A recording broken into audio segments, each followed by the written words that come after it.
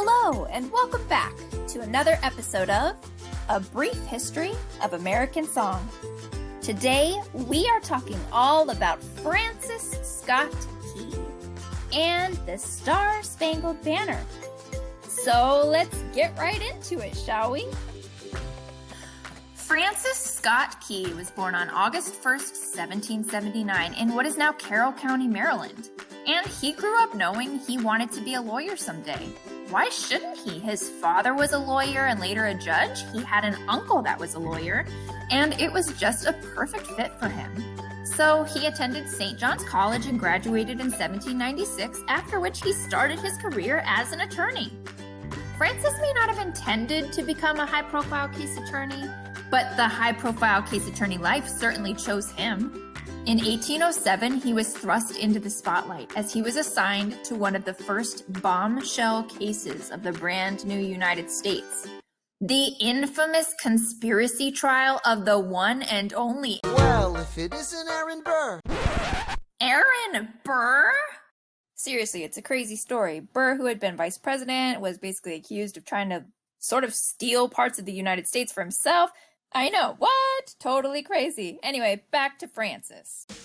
Francis continued living his life and doing his thing until he and the rest of the country were brought to a screeching halt as the War of 1812 began. See, what had happened was Britain and France were fighting, again like always. And America was a baby nation that was just trying to hang out with the other big kids. America started trading with France, which made Britain super mad because they were not friends with France. And America had just beaten them in the whole Revolutionary War thing a little while back, so Britain took action. British ships would frequently go after American ships en route to France and repurpose what was on board for their own needs. And they voluntold any American sailors they encountered to enlist in the British Navy instead. On top of that, they were encouraging Native American tribes to attack Americans. Obviously, the Americans were fed up. And in 1812, President James Madison declared America's very first war on Britain.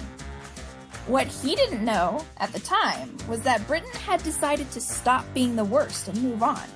So when the English got word that the Americans wanted war, they waited to see if they would change their mind once they found out about them stopping and all that.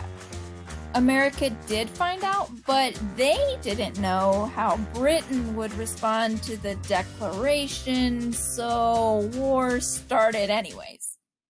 Francis Scott Key was adamantly opposed to this war. It was stupid and unnecessary, and he was so over it, even before it really got started. For the next 2 years, the two countries battled it out. And on August 19, 1814, British Major General Robert Ross entered the fray. He and 4,500 troops landed near Baltimore and just lit the town up, capturing and burning buildings from there all the way up to D.C. And then they did the unthinkable. They stormed the White House and set it on fire. Now, you should know that the First Lady Dolly Madison was a gosh darn hero. And right before the White House was ransacked, she made sure to save the original paintings of George Washington and other important cultural artifacts from the destruction. A gosh darn hero. This was almost too much for Francis Scott Key to bear. And when he found out that one of his peeps, Dr. Beans, had been taken prisoner by Major General Ross off the coast of Baltimore, something inside him snapped. This idiotic war, these intolerable British soldiers, the unforgivable destruction of the White House all boiled over. And this new hostage situation was the last straw. So Francis put on his big boy attorney pants and took his rage straight to Major General Ross himself. On September 7th, Francis boarded the British flagship Detained to try to negotiate the release of Dr. Whoa, wait a minute, who on earth is that? We interrupt this program to bring you this important message. Verified picture identification for Dr. William Beans not found. Substituting verified picture identification for Dr. McDreamy. Please stand by for recalibration. Oh, okay, phew.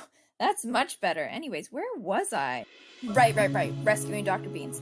So Francis Scott Key's like, listen, Major General Ross, you can't keep him like this. That's not right. That makes you pretty much like a pirate. So you gotta let him go.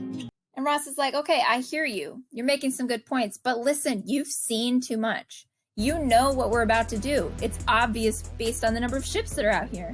If I let you go and let Dr. Beans go, you're gonna go tell everyone in Fort McHenry, and that's gonna ruin the surprise. So make yourself at home, Mr. Francis Scott Key, because you're not going anywhere. You're gonna watch while we destroy Fort McHenry. You have got to be kidding me! Oh, what on earth? Anyways, Fort McHenry had been under the command of Major George Armistead for the past year or so at this point. The year earlier, back in 1813, when things were getting dicey, he had this gut feeling and knew that at some point the British would be coming for Fort McHenry.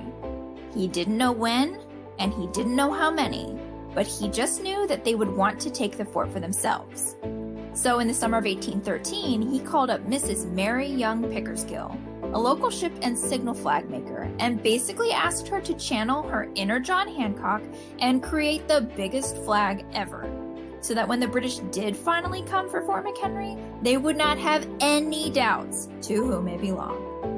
Mrs. Pickersgill took the next 7 weeks meticulously sewing a gargantuan flag.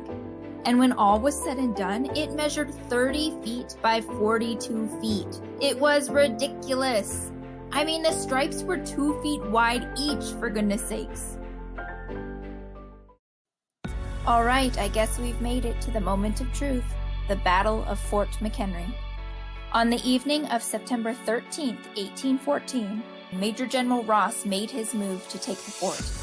Starting at sundown, the British ships absolutely pummeled the fort with everything they had. Cannons, rockets, explosives, anything. It was so chaotic that from his vantage point, Francis Scott Key could only see glimpses of the fort from the light of the rockets that were hitting it. Francis knew that he was watching the destruction of his city that night, and by the next morning, he had all but lost hope.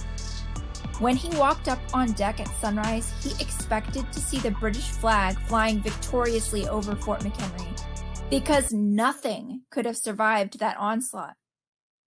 What he saw instead awoke such a spirit of patriotism that he immediately got parchment and quill and began writing. It was Mrs. Pickersgill's enormous flag that peeked through the smoke in the early morning light. The fort had held.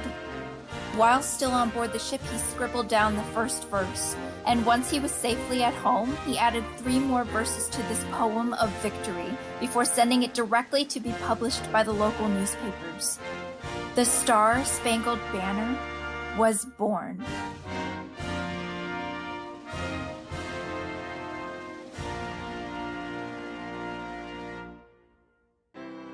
And that is the story of Francis Scott Key and the Star Spangled Banner.